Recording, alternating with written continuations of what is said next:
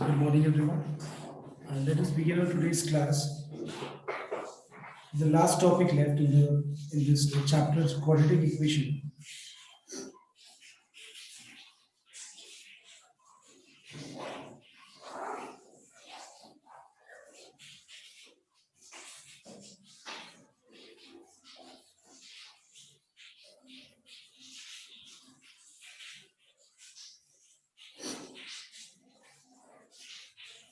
The last topic left is number f. Okay, मैं f का एक सम बताता हूँ, बाकी सारा सम सीख ही जैसे है, ठीक है.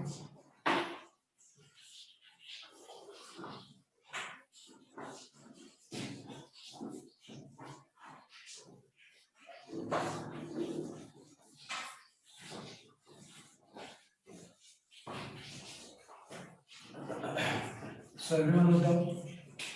Question number f का sum number 1 लिखते हैं एक बार.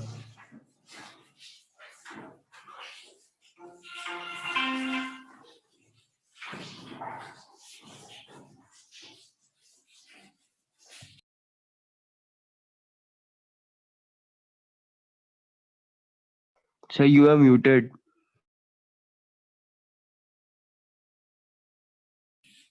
See, question number f का number 1.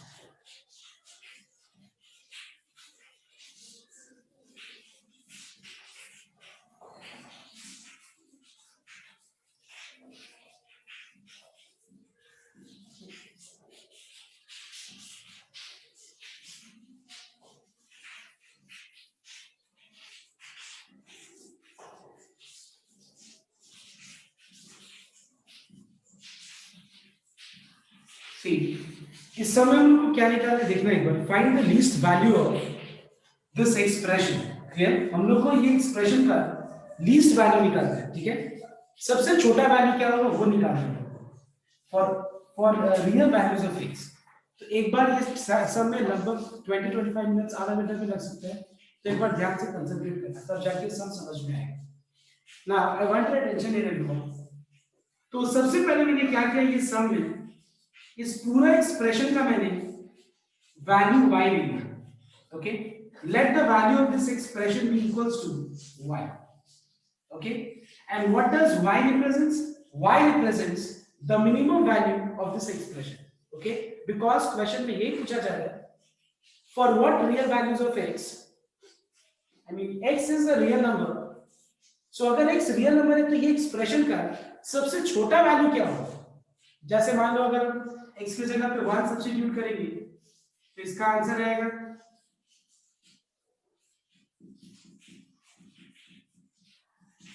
आ जाएगा 5 डिवाइडेड बाय 4.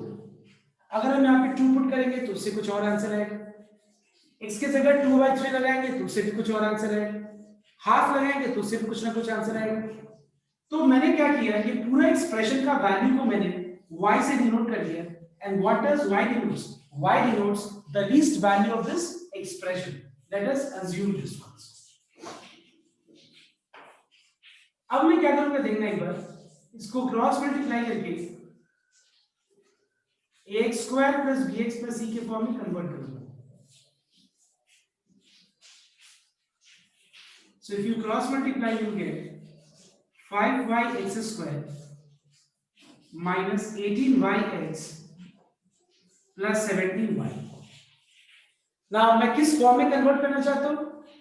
इसको मैं ax square plus bx plus c equals to 0 के फॉर्म में एक्सप्रेस करना चाहता हूं.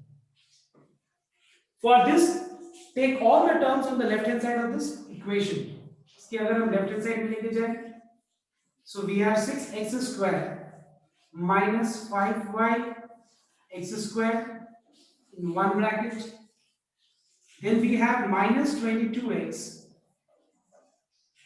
plus 18yx in one bracket. Then we have plus 21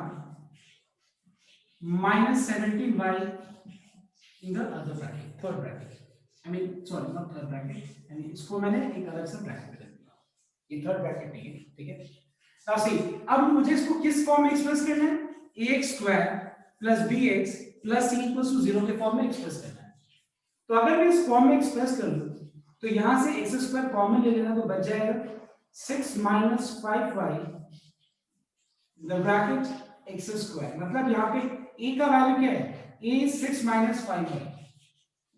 यहां से अगर हम मान लो x कॉमन ले लें तो क्या बच जाएगा ब्रैकेट के अंदर -22 प्लस 18y बच जाएगा, x को ब्रैकेट के बाहर कॉमन प्लस 21 माइनस 17y। तो क्या मैं बोल सकता हूं कि ये एक्सप्रेस हो गया ax square plus bx plus c equals to 0 के फॉर्म में? यस, ये एक्सप्रेस हो गया, देखो ठीक है। अब एक बात बताओ, मैं एक सिंपल एग्जांपल ले रहा हूं।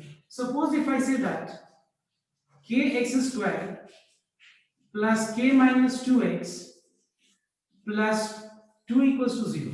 सपोज ये क्वाड्रेटिक इक्वेशन है। For what value of k, I repeat, for what value of k this quadratic equation has real, equal and real roots। क्या बोला मैंने? For what value of k this equation has real and equal roots। तो एक बात बताओ, तो किसी भी quadratic equation का अगर roots real and equal होता है तो क्या कंडीशन फॉलो करता है, बताना एक बार। कौन सा कंडीशन फॉलो करता है? अगर रूट्स रियल एंड इक्वल हो तो कौन सा कंडीशन फॉलो करता है? Please tell me everyone. D equals to 0. Yes, very good. The value of discriminant is equal to what? 0, because जब roots real and equal होता है तो उसका discriminant value क्या होता है? 0 के बराबर होता है, ठीक है। तो अगर हम यहाँ पर इसका discriminant value को 0 से इक्वलाइज कर दे और b स्क्वायर माइनस 4ac को सॉल्व कर दे अगर हम, ठीक है, तो हम लोग को k का वैल्यू मिल जाएगा। एग्जैक्टली सेम वे, देखो सेम तरीके से अगर मैं तुमसे यहां ये बोलूं कि उस क्वाड्रेटिक इक्वेशन का रूट्स रियल है, क्या बोला मैंने? रियल एंड डिस्टिंक्ट है, तो फिर क्या होगा बताओ तो? Yes tell me. अगर मान लो रियल एंड डिस्टिंक्ट होगा तो फिर d का value greater than equal to 0 होगा। रियल एंड डिस्टिंक्ट में ग्रेटर देन 0 होगा। अगर सिर्फ रियल एंड इक्वल बोलेगा तो d का वैल्यू इक्वल टू 0 होगा। और मैं अगर ये दोनों को कंबाइन कर दूं, ठीक है ना, अगर मैंने रियल एंड डिस्टिंक्ट बोला तो तुम बोलोगे d का value greater than 0, real and equal बोला तो d का वैल्यू इक्वल टू 0 बोलोगे। लेकिन अगर मैं सिर्फ ये बोलूं कि roots are real, if I only say that roots are real, तो बताओ तो क्या होगा? यस, बिकॉज़ रियल में क्या आता है, रियल के साथ डिस्टिंक्ट भी हो सकते हैं और रियल के साथ इक्वल भी हो सकते हैं। तो रियल के साथ डिस्टिंक्ट भी हो सकता है या इक्वल भी हो सकता है, कुछ भी हो सकता है ना, तो दोनों को मर्ज कर देते हैं, कंबाइन कर देते हैं। तो फिर कंबाइंड क्या होगा condition? Combined condition will be d greater than equal to 0। I hope it is clear to everyone what I said। I repeat once again, if I say that the roots are real and distinct, then d is greater than 0। Check in your copy। If the roots are real and equal, then d is equal to 0। But if I combine both the condition, and if I say that the roots are real, real means what? Real के साथ वो distinct भी हो सकता है, real के साथ वो इक्वल भी हो सकता है। इन दोनों को मर्ज कर दो, कंबाइन कर दो, तो हम क्या बोल सकते हैं कि d is greater than or equal to 0 we can say। All right everyone, so if you read the just forget about the question, just listen to what I am saying। तुम सोचो कि ये लाइन के बाद condition ये है कि x is real। Since x is real, ठीक है, अगर x रियल है तो रियल है तो कौन सा कंडीशन फॉलो करेगा बताओ तो एक बार। तो can I say that it implies d is greater than equals to 0। yes, and what does d means? It is b square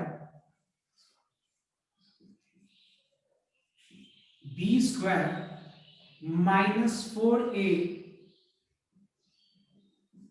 into c greater than equal to 0। अब हमारा इसमें काम क्या है कि जो लेफ्ट हैंड साइड का expression है इसको सिंपलीफाई करना। बट मैं काम करता हूं, तुम लोगों को मैं 2-4 एग्जांपल लेकर के ये एक्सप्लेन करता हूं कि इस तरह का इनइक्वालिटीज को कैसे सॉल्व किया जाता है। Okay, let me just explain it this.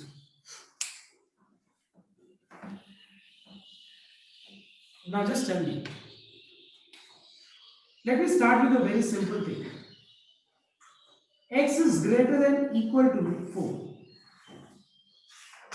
तो मुझे तुम बताना एक बार, सबसे पहले अतुल बताना एक बार, अगर मान लो मैं ये बोलता हूं कि x is greater than equal to 4, तो तुम x के जगह पे क्या वैल्यू ले सकते हो? तुम अपना एक एग्जांपल दो, tell me, give me one example of that x which will satisfy this inequality. Tell me, you just give me your own example, anything. 5.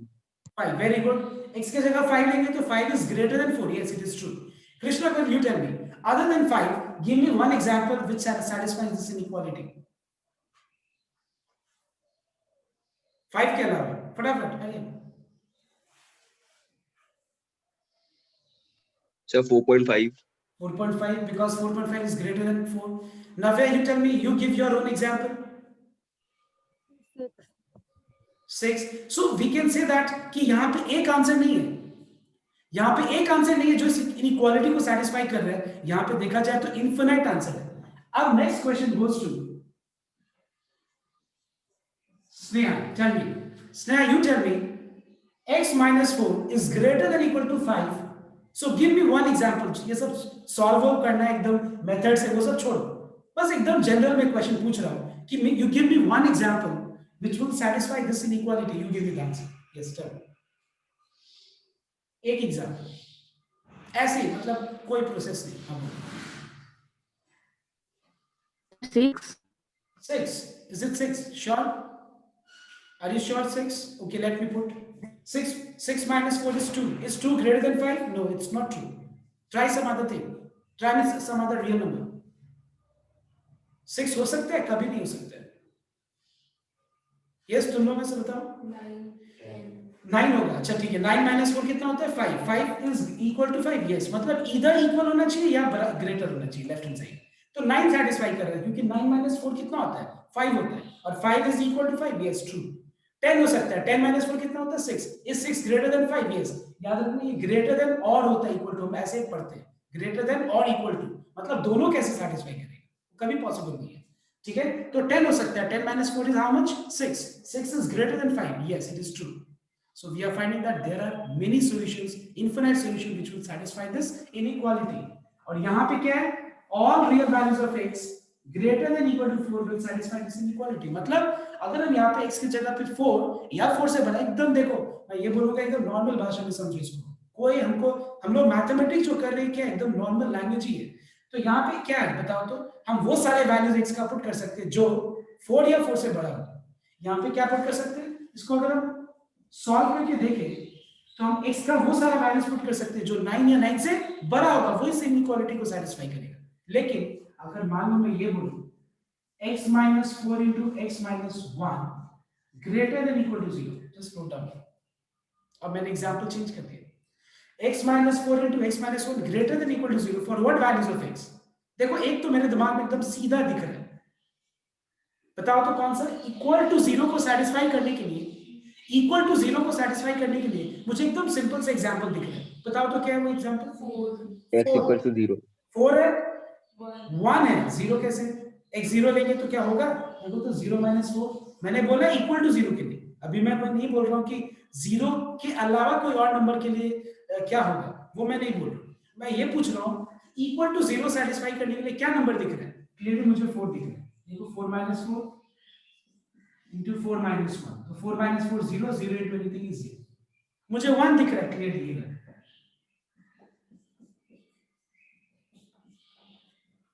0 into anything is 0. तो एक तो मुझे पता चल गया, अगर हम x का वैल्यू 4 और x का वैल्यू 1 पुट करेंगे तो इससे इक्वल टू 0 सेटिस्फाई करेगा. लेकिन इक्वल टू 0 इन दोनों नंबर्स के अलावा और किसी पे सेटिस्फाई नहीं करेगा. तुमको लग रहा है क्या किसी और नंबर्स को सेटिस्फाई करेगा? कभी नहीं. बिकॉज अगर ये 0 होगा तो सिर्फ एक x की वैल्यू 4 पे ही होगा.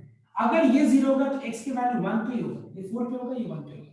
तो 4 पुट कर लो तो इक्वल टू 0 होगा, 1 पुट कर लो तो ओवरऑल 0 होगा. क्यों? ये दोनों प्रोडक्ट फॉर्म. क्लियर? बट इसके अलावा और क्या? अब हम लोग ग्रेटर देन के लिए सोचते हैं, तो ग्रेटर देन के लिए भी यहाँ तो 2 दिख रहा है सिर्फ इक्वल टू 0 के लिए, बट ग्रेटर देन के लिए बहुत सारा सॉल्यूशन. जैसे मान लो अगर हम यहाँ पे x की जगह पे मान लेते हैं, हम सपोज लगाते हैं, क्या बताओ तो? यस, क्या लगाएंगे तो होगा? क्या? 6, 5, 6, 7 लगाएंगे. चलो ठीक है. 7 minus 4 कितना हो गया? 3. 7 minus 1 कितना हो गया? 6. 3 6 या 18. Is 18 greater than 0? Yes. इस तरह से अगर हम करके निकालेंगे, यहाँ तो चलो फिर भी बहुत इजीली हो गया कि चलो x greater than equal to 9. इस तरह से हम सॉल्व कर लेंगे. यहाँ दिख रहा है कि x greater than equal to 4. यहाँ पे एक तरीका होना चाहिए. इसको भी समझने का, इसको भी, इसका भी सॉल्यूशन निकालने का एक ऐसा सिंपल लाइन है, सिंगल लाइन में ऐसा एक तरीका होना चाहिए। तो let us see that method जिसको यूज करके हम लोग इसका सारा सॉल्यूशन, जैसे हमको पता चल रहा है कि ये x का value more than equal to 9 पे ये ट्रू होगा, मतलब अगर हम यहाँ पे 9 या 9 से बड़ा कुछ भी लगा दे तो ट्रू होगा, यहाँ पे x के जगह पे 4 या 4 से बड़ा कुछ भी लगा दे तो ट्रू होगा। ये कब ट्रू होगा? Let us see this now. Okay, so everyone note down, एक लाइन बनाना, ठीक है। अब ध्यान से नोट करना मेरा बात, देखो जीरो एक ऐसा नंबर है जो न्यूट्रल नंबर बोलते हैं, इसको क्या बोलते हैं हम लोग? न्यूट्रल नंबर, क्योंकि जीरो के राइटवर्ड अगर हम मूव करेंगे तो उसका वैल्यू जीरो से बड़ा होता है, और हम अगर साइन SIGN साइन के टर्म्स में अगर हम देखें तो जीरो से बड़ा कुछ भी नंबर का साइन क्या होता है बताओ तो? पॉजिटिव। मतलब अगर हम जीरो के राइटवर्ड मूव करें तो उसका साइन हमेशा पॉजिटिव होगा, और जीरो के लेफ्टवर्ड कुछ भी अगर मूव करेंगे तो उसका साइन क्या होगा? हमेशा नेगेटिव होगा। Instead of copying, and please note down here what I am saying, don't copy while I explain. So ध्यान से एक बार नोट करना, जैसे हमको पता है कि ये एक्सप्रेशन जीरो किस पे होगा बताओ तो? ये एक्सप्रेशन, मैं इनइक्वालिटी की बात नहीं कर रहा हूँ, ये एक्सप्रेशन 4 या 1 पे, तो ये 4 और 1 क्या हो गया? क्रिटिकल पॉइंट्स हो गए, मतलब इन पॉइंट्स पे ये इनइक्वालिटी जो सेकंड वाला कंडीशन है वो सेटिस्फाई करेगा, या ये भी छोड़ो, ये जो लेफ्ट हैंड साइड है इसमें एक्सप्रेशन ये जिस नंबर्स पे जीरो होगा वो क्या है बताओ तो? 1 and 4, क्योंकि पता है जीरो ही वो पॉइंट होता है जिसके बाद राइट में मूव करोगे तो पॉजिटिव होता है उसका साइन, और लेफ्ट में मूव करोगे तो क्या होता है? साइन नेगेटिव होता है। तो हम क्या करेंगे? क्रिटिकल पॉइंट्स को यहाँ पे अरेंज कर देंगे। नाउ क्रिटिकल पॉइंट क्यों हमारे लिए ज्यादा इंपॉर्टेंट है?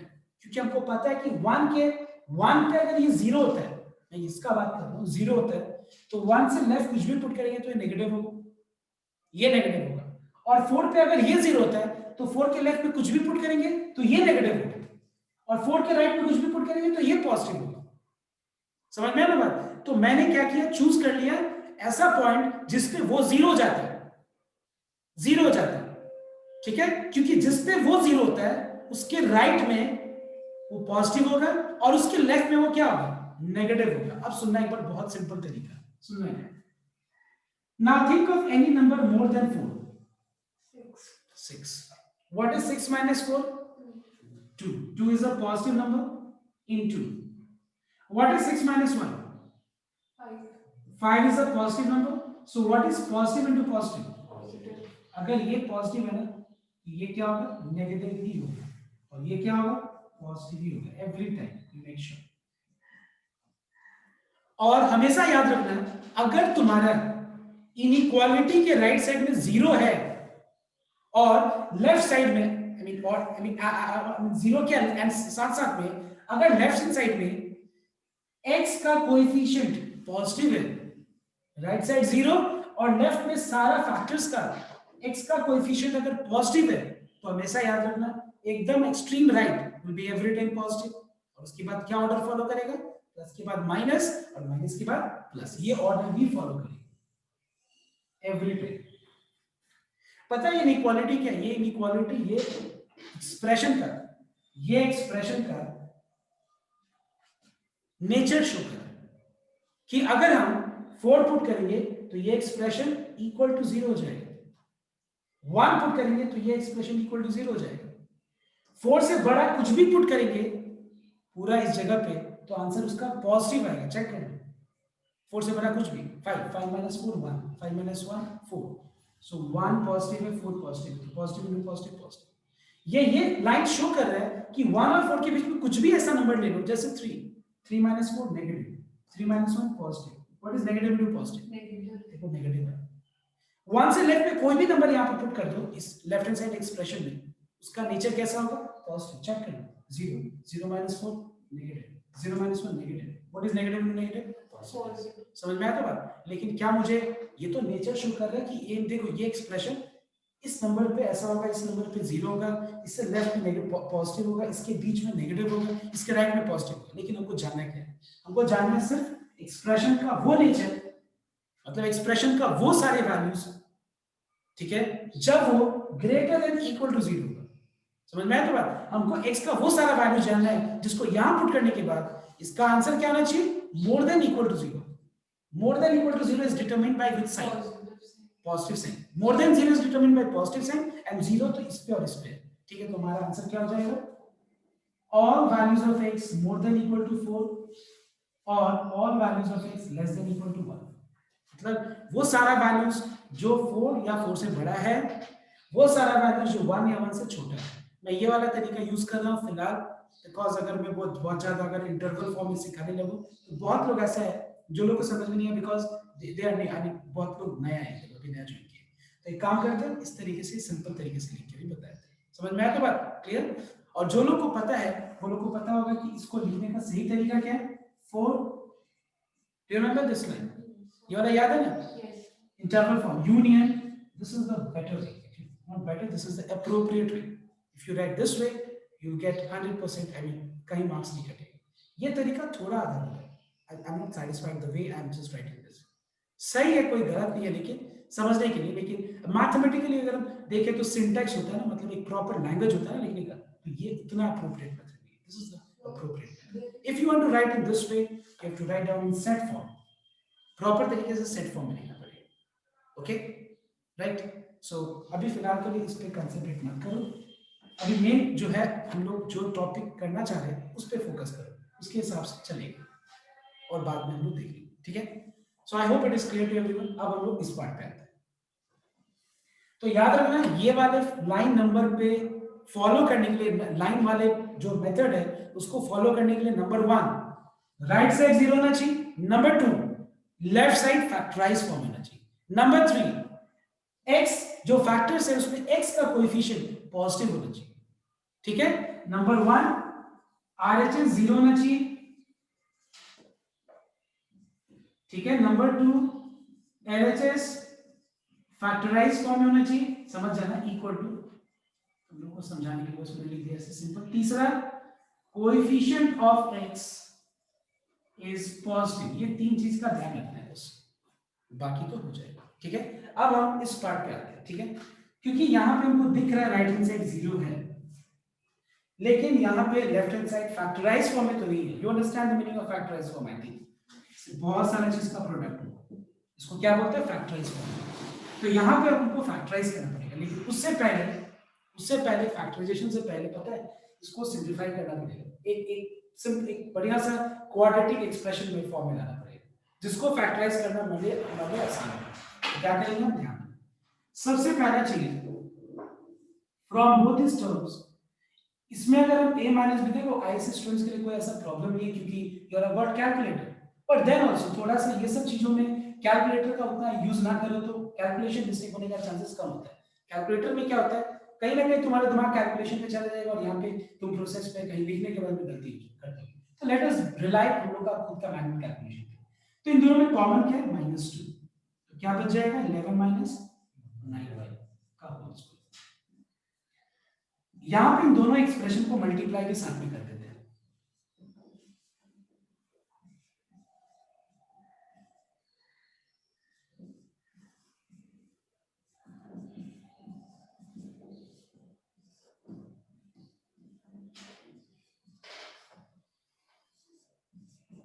ऑलराइट, यू कैन जस्ट, तुम लोग भी खुद कैलकुलेशन करके भी मुझे, अगर कोई ऐसा दिखता है कि कोई कैलकुलेशन एरर है, you can just point out, okay? ये तो कैलकुलेशन मैंने मल्टीप्लाई करके दी थी। अब देखो यहाँ पे -2 का स्क्वायर क्या हो जाएगा? 4। यहाँ पे -b होल स्क्वायर का फॉर्मूला अप्लाई करते हैं, व्हिच इज a स्क्वायर 11 का square 121, b square -2ab।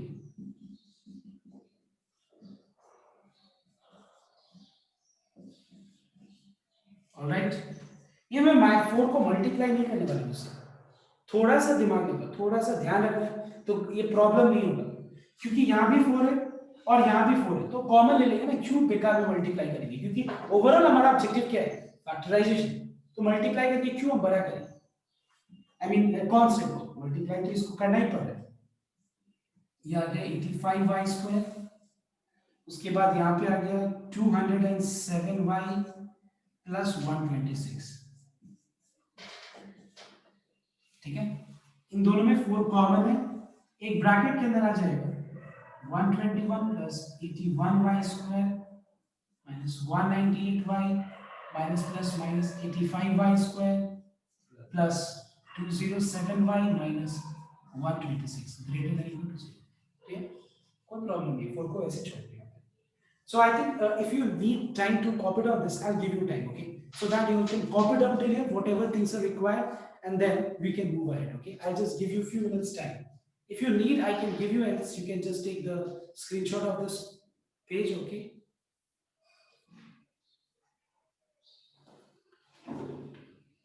Actually, last time जब मैंने समझाया था तो ये इनइक्वालिटी का चैप्टर मैंने पहले सॉल्व कराया था, बहुत सारा 5-6 सम सॉल्व कराया था पहले वहाँ पे. जो भी इतना में हो जाएगा, इतना I mean, इतना कंसेप्ट से हो जाएगा ये सब सॉल्व. तो एक बार ट्राई कॉपी करो, मैं इतना टाइम दे रहा हूँ. सी देयर वाज वन मिस्टेक जो मैं यहाँ समझाते हुए किया था कि जब मैं इसको इंटरवल फॉर्म में लिख रहा था, बिकॉज कंफ्यूजन ना होना नहीं होना चाहिए, तो x greater than equal to 4 था, मतलब 4 से बड़ा तो 4 के राइट में होगा ना. तो मैंने क्या किया था, इंफिनिटी लेफ्ट में नेगेटिव इंफिनिटी दे दिया, वो एक गलती था. ठीक है, यूनियन 1 से लेफ्ट, मतलब 1 राइट में होगा, लेफ्ट में माइनस इंफिनिटी. नाउ इस चीज पे मैं एक्चुअली बता दिया because the one who I mean watching this video, इस पे कंफ्यूजन है. ठीक है, तो इसको मैंने रेक्टिफाई कर दिया, ये वाला लाइन. ओके, तो ये देख लेना एक बार. 4 से right x greater than equal to 4, तो 4 इंक्लूड करना होगा, इसलिए close bracket up to plus infinity. और इंफिनिटी कभी भी हम लोग क्लोज ब्रैकेट से नहीं हम लोग इंक्लूड करते हैं, यहाँ पे 1 से लेके माइनस इंफिनिटी और यूनियन बीच में. तो मैंने एक बस इसको एक यहाँ पे एक गलती किया था मैंने उस समय समझाने में, तो मैं रेक्टिफाई कर दिया. आई थिंक क्लियर है. Next, so let us move ahead now.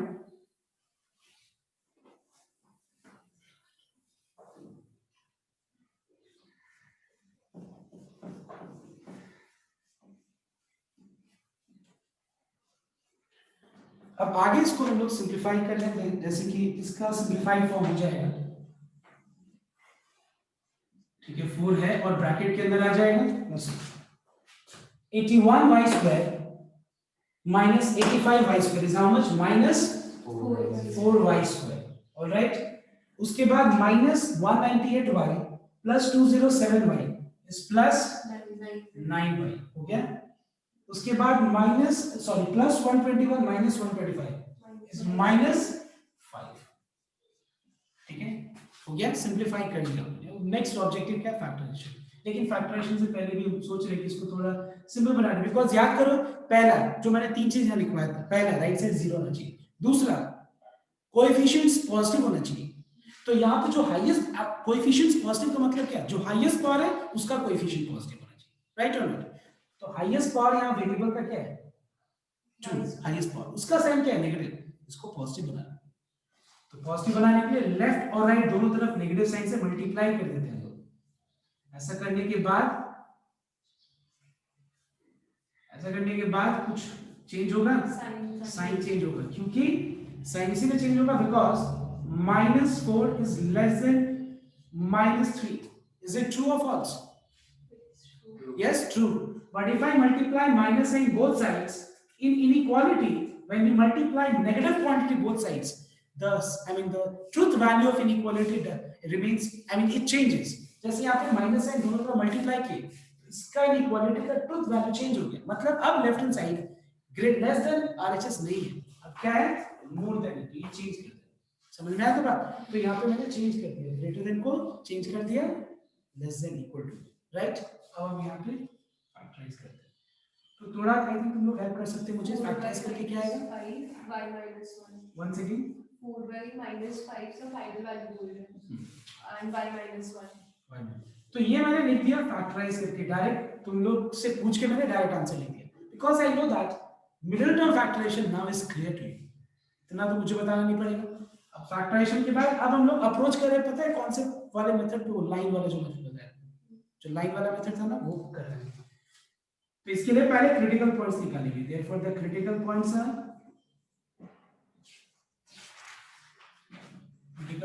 Are मतलब वो y का वैल्यू जिस पे फैक्टर 0 हो. ये अब 0 का कोई सवाल नहीं है, तो कांस्टेंट है. ये 0 कब होगा उसका भी मैं तरीका बताया था, आइडेंटिफाई करने का मैं उसका भी तरीका बताया था, जो ज्यादा प्रॉब्लम ना फेस करना पड़े. वैसे तो देख के पता चल रहा है कि इट इज 5/4, क्योंकि हम y की जगह 5/4 लगा देंगे तो 4 कट जाएगा और 5 - 5 क्या हो जाएगा, 0. लेकिन फिर भी अगर दिक्कत हो इसको 0 से इक्वलाइज कर, तो y क्या मिल जाएगा, 5/4। तो देखो सारे मैथमेटिकल टूल्स का कितना सही एप्लीकेशन हम लोग कर रहे हैं।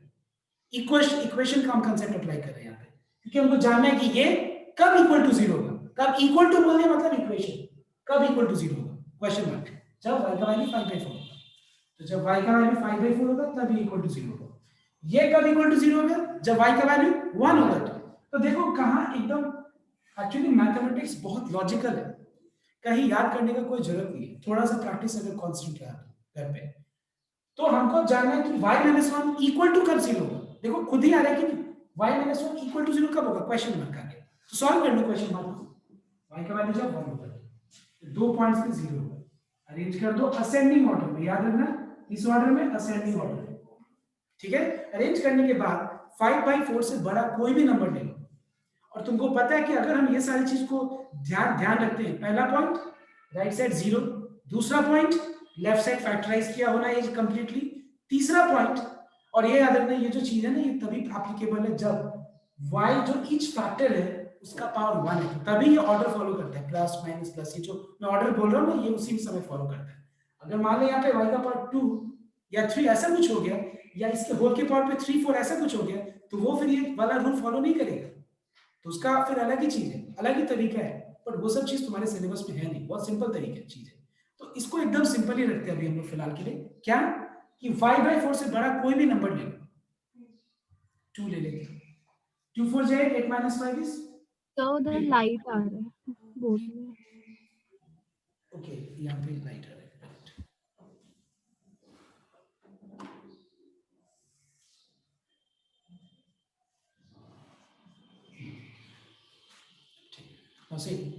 now 5/, तो हम एक काम करते हैं अभी उतना ज्यादा हाई डिटेल में नहीं जाता, because our objective is quadratic, हम ज्यादा इनइक्वालिटी पे हम नहीं जा रहे, ठीक है। सीधा 5/4 से बड़ा नंबर ले लो, जैसे कि 2, 4 पॉजिटिव है, हर चीज को ध्यान रखना पड़ेगा, 4 क्या है पॉजिटिव है, इनटू 2 4 से 8 - 3 पॉजिटिव है, 2 - 1 पॉजिटिव है। अगर हम तीन पॉजिटिव क्वांटिटीज को मल्टीप्लाई करें तो उसका ओवरऑल रिजल्ट पॉजिटिव आएगा नेगेटिव आएगा, पॉजिटिव। यहाँ पॉजिटिव देखो हमने ये वर्ड ऑर्डर फॉलो किया, 0 और सबके आगे का साइन पॉजिटिव, पॉजिटिव है तो ये नेगेटिव ही होगा। फिर भी चेक कर लेते हैं, 1 और 5/4 के बीच में एक नंबर ले लो, 1.1, 4 पॉजिटिव है, 4 into 1.1 4.4, 4.4 - 5 नेगेटिव है, 1.1 - 1 पॉजिटिव है, मल्टीप्लाई कर लो नेगेटिव है, 1 से छोटा कोई भी नंबर ले लो, 0 ये पॉजिटिव है, 0 4 0 - 5 नेगेटिव, मल्टीप्लाई कर लो पॉजिटिव है, दिख रहा है ना। तो देखो फॉलो करेगा, बट ये सही है, चेक कर लेना ही बेटर। मुझे क्या चाहिए लास्ट में देखना पड़ेगा, अभी ये मत देख लेना, ये वाले लाइन में, ये वाले लाइन में देखोगे तो ग्रेटर देन इक्वल टू 0, और ये वाले लाइन में क्या लेस देन इक्वल टू 0। मैंने ये जो ग्राफ आई मीन ये जो लाइन बनाया है किसको देख के बनाया, इसको देख के, ये लाइन लास्ट वाली लाइन को पुट करके बनाया, पुट करके तो लास्ट वाली लाइन में बनाया ना, तो इसको क्यों हम देखेंगे, हम लास्ट वाले लाइन को देखेंगे।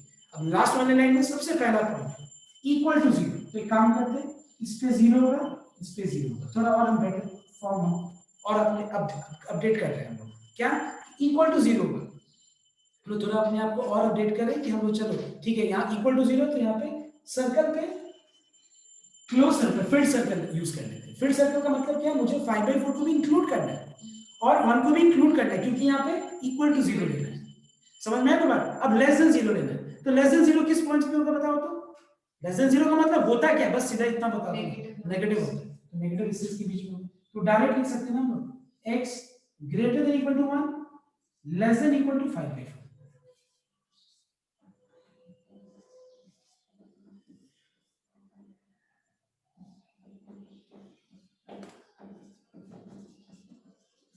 x belongs to real number, x greater than equal to 1, और इससे भी बेटर सिंपल तरीका है। और अगर ये भी अभी नहीं समझ में आया कि कैसे लिख रहे हैं तो ऐसे सीधा लिख, वो बाद में देख लेंगे। या तीसरा ये एक मेथड है और दूसरा मेथड है क्लोज इंटरवल। अगर तुमको ये सब कुछ कंफ्यूजिंग लग रहा है तो फिलहाल के लिए ये वाला चीज यूज कर सकते हो, ठीक है right. I think I have made my self clear, but अभी भी बचा है। अभी एक्चुअली मैंने तो अब तो शुरू होगा पूरा का पूरा एनालिसिस किया क्या है। अब क्वेश्चन रीड करो एक बार, क्वेश्चन में क्या बोला है देखना एक बार। क्वेश्चन में बोला था प्लीज, अब अगर ये लास्ट लाइन फॉलो कर लेते तो इतना अच्छे से समझ में आ जाएगा, तो कहीं भी नहीं लगेगा ऐसा कि हम लोगों ने याद किया, ये कैसे हुआ, ये इतना कुछ कैसे दिमाग में रहेगा। तब क्या लगेगा, सब कुछ लॉजिकल लगने लगेगा। तो ध्यान देगा, बोला गया था कि for what I mean if x is a real number, मतलब हम यहाँ पे x की जगह पे रियल वैल्यू पुट कर सकते हैं, तो पुट करने के बाद जो आंसर आएगा इस एक्सप्रेशन का, उस आंसर में से सबसे छोटा आंसर क्या होगा, उस आंसर को मैंने क्या किया, अब हम ऐसे नहीं बोलेंगे उस आंसर को, बट उस आंसर को मैंने क्या किया, y दिया। मतलब मैंने इस पूरा एक्सप्रेशन का जितने भी आंसर्स आ सकते हैं, तुम 1 लगाओ 2.4, तुम जिंदगी भर यहाँ पे इस एक्सप्रेशन में कुछ ना कुछ वैल्यू पुट करते जाओ, उससे जितना भी आंसर आएगा वो सारे आंसर्स को मैंने क्या चीज से डिनोट किया, y से डिनोट किया। सिंपल। डिनोट करने के बाद क्रॉस मल्टीप्लाई किया, क्रॉस मल्टीप्लाई करने के बाद मैंने क्या किया, इसको फॉर्म में एक्सप्रेस कर दिया, ax² + bx + c लिखा हुआ है। For all what real values of x, real value सिर्फ लिखा हुआ है।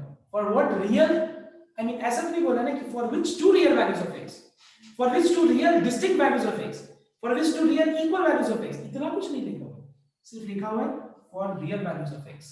तो रियल वैल्यूज ऑफ x याद करो, स्टार्ट करने से पहले मैंने बताया था, इस लाइन को स्टार्ट करने से पहले, कि अगर रियल बोला है तो दोनों को कंबाइन कर लो। क्या, वो कुछ भी हो सकता है, इक्वल टू भी हो सकता है, नॉट इक्वल टू भी हो सकता है, कुछ भी हो सकता है। तो यहाँ पे मैंने लिख दिया x is real, x is real मतलब इसका डिस्क्रिमिनेंट वैल्यू क्या होगा, मोर than equal to 0, b² - 4ac, इसको सिंपलीफाई करके मैंने लास्ट में निकाला। ये वाला कनेक्ट हो गया। कनेक्ट होने के बाद अभी आंसर को कनेक्ट करना पड़ेगा। क्या, y क्या है, answers, all answers of this expression. Clear, what, all answers. पता है ये एक्सप्रेशन का सारा आंसर्स क्या आ सकता है, सारा आंसर्स ज्यादा से ज्यादा 5/4 आ सकते हैं, मतलब सबसे बड़ा 5/4 आ सकता है, और सबसे छोटा क्या आ सकता है, हमको पूछा क्या जा रहा है, तो सबसे छोटा आंसर क्या रहता है, क्योंकि y क्या है, y इस एक्सप्रेशन का आंसर्स है, आंसर नहीं आंसर्स है, और उन सारे आंसर्स में से हमको कौन सा आंसर जानना है, जो सबसे इसका छोटा आंसर होगा। y का, I'm sorry, I'm sorry, just I have written x, y, just by mistake x become an x directly, it is y, I mean we are finding y का सारा वैल्यू। यहाँ देखो, यहाँ मैंने y लिखा है, करेक्ट लिखा है, ये इतना बड़ा सा वैल्यू तुम्हारे दिमाग से निकल जाएगा कि y लिखा है या x, ठीक है, तो ये y होगा। Don't get confuse everyone, I think you are not confused. तो ये y होगा, मतलब हम लोग को दिख रहा है कि ये जो इस पूरा इनइक्वालिटी को सॉल्व करके हमको ये मिला कि y का value greater than equal to 1 less than equal to 5/4 होगा, मतलब y सारा इस एक्सप्रेशन का आंसर है, मतलब सबसे छोटा आंसर क्या है, 1। therefore the least value of the given expression is 1। अगर यहाँ से पूछा रहता what is the maximum value, 5/4, तो तरीका दोनों का सेम है, और तुमसे अगर ये पूछा जाता है कि what is the range of answers, तो भी यही तरीका है, लेकिन उसके बाद लास्ट में ये लाइन लिखना जरूरी है। एंड दिस वे जितना भी बाकी सम्स के सब एक जैसे ही है, एंड दिस में ये श्योर ले लेना तुम एग्जाम में कि आई मीन एग्जाम के लिए कि ये वाला पार्ट से एक सम आने वाला है, और ये पार्ट क्लियर हो जाता है तो ये क्वाड्रेटिक सोचो खत्म हो जाता है। ओके, तो फटाफट ये कॉपी कर लो, और कॉपी करने के बाद अगर कुछ डाउट है तो पहले पूछ लो। ओके, मैं टाइम दे रहा हूँ कॉपी करके डाउट पूछने का। So I said it will take approximately 30 minutes.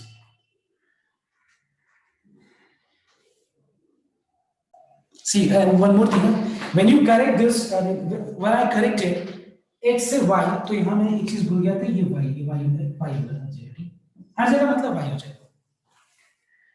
Okay,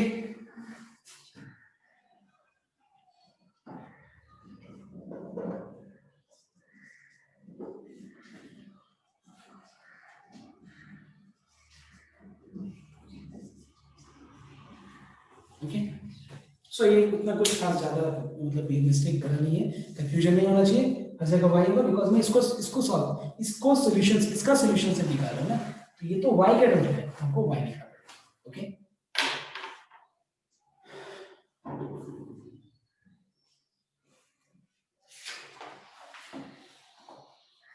everyone do number 5, listen here, everyone after copying this sum do number 5, और 6 का मैं क्या करूंगा पता है, सिर्फ और सिर्फ लास्ट लाइन ही बताऊंगा, लास्ट लाइन, उसके बाद पूरा का पूरा सम कंक्लूड करना।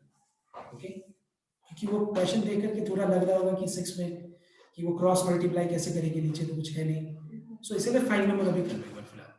Okay, everyone start doing question number 5। एकदम तुम बस वो देखना ही मत, कैनॉट लाई ये सब कुछ मत देखना, एक्सप्रेशन को इक्वल टू वाई लेके एकदम पूरा यहां तक कंप्लीट कर पहले।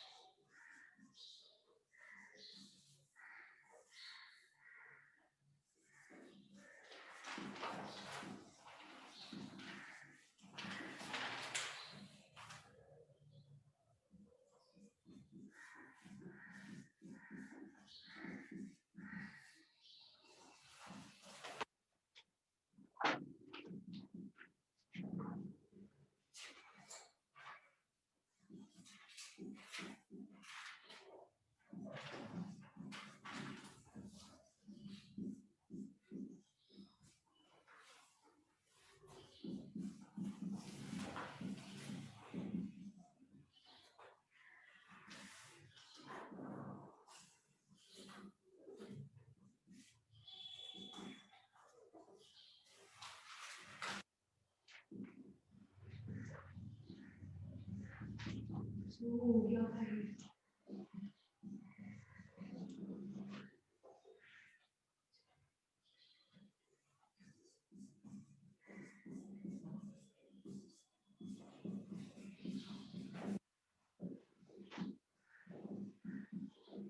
ये वाले समय थोड़ा सा अगर अलर्ट हो तो ये बहुत सम सिंपल हो जाएगा। सिंपल कहाँ पे देखना एक बार, यहाँ पे जो फुल कॉमन ले लें, यहाँ पे 2 कॉमन ले लें, देखो यहाँ पे 3 माइनस 1, यहाँ पे 3 माइनस 1,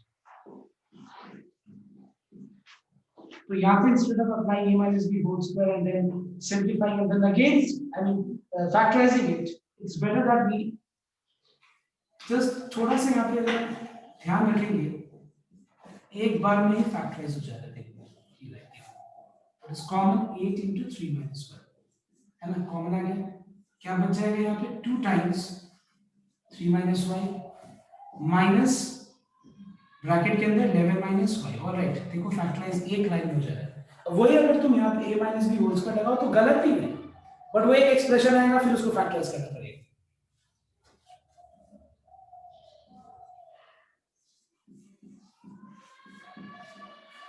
इसको सिंपलीफाई करके क्या आएगा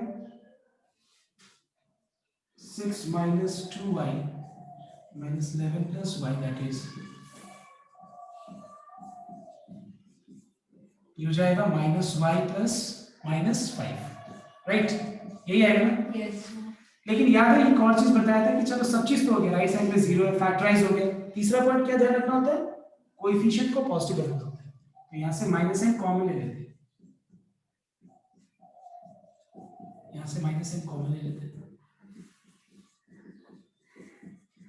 माइनस माइनस प्लस, तो यहां साइन मत चेंज कर देना क्योंकि लेफ्ट का माइनस कॉमन लिया दोनों का और मल्टीप्लाई कर दिया।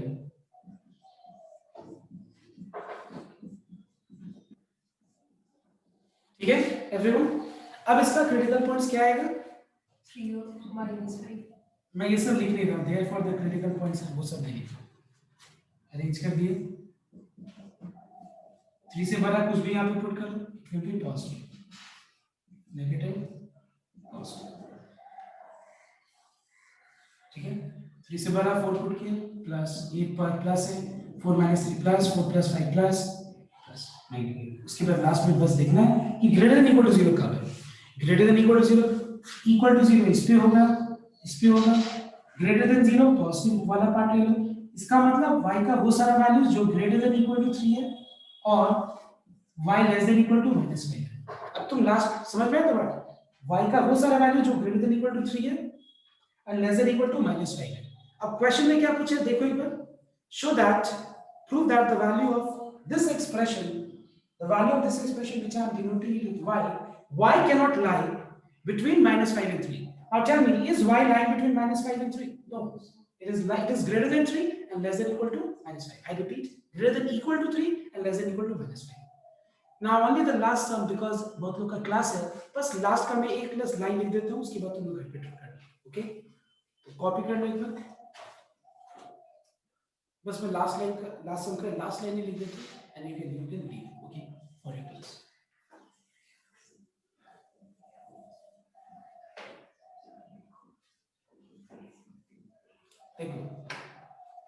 क्वेश्चन नंबर 6 में सेम तरीके से ग्रेटेस्ट मतलब इसका हमको ग्रेटेस्ट वैल्यू निकालना है इक्वल टू y ले लिए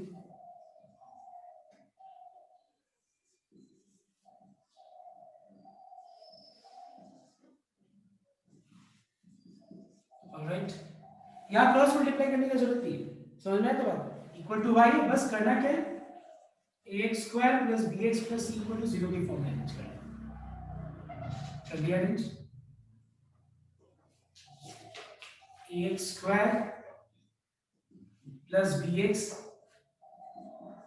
y minus 3 को ब्रैकेट में a क्या है 2 b क्या है -5 और c क्या है y minus 3 उसके बाद same condition x is real so t is greater than or equal to 0 and then solve that right everybody.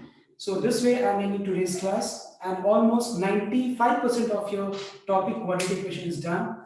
The last topic question is left. For that I'll just give you a video and then you will complete. तो आज का काम क्या है ये कौन सा हमारा टॉपिक है F के E क्या था F का सारा होमवर्क करना है okay thank you everyone Thank you so much.